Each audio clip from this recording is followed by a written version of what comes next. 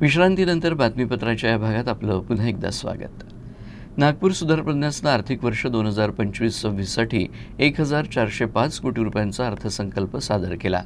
NITनं 572 आणि 1900 लेआउट्सच्या विकासासाठी या अर्थसंकल्पात 205 कोटी रुपयांची तरतूद केली आहे.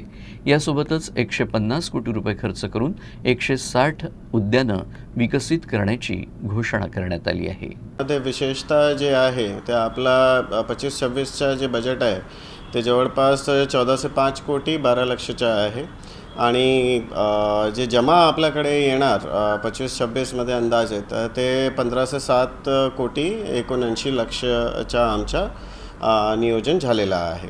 त्यामध्ये विशेषतः जर आपण बघितलेला आहे तो जवळपास 791.26 कोटी ते वेगळे आपले शासकीय कार्यक्रम अंतर्गत विविध विकास कामापोटी आपण खर्च करणार आणि हे निधी आपल्याला शासन मार्फत किंवा आमदार विकास निधी किंवा दलितेतर किंवा दलित वस्ती सुधार योजनामध्ये येणार.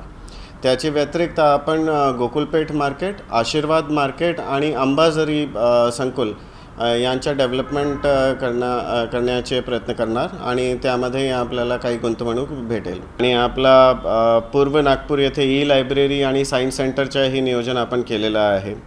महालक्ष्मीनगर बीडीपेठ येथे आपला स्विमिंग पूलचंही सुद्धा काम आहे आणि साऊथ नागपूरमध्ये आपला कार पार्किंगचा विकास आहे आणि गणेशपेठमध्ये बस स्टँडचा विकास आहे. त्याच्या व्यतिरिक्त 572 आणि 1900 लेआउटमध्येही आपण वेगळे डेव्हलपमेंट वर्क्स करणार.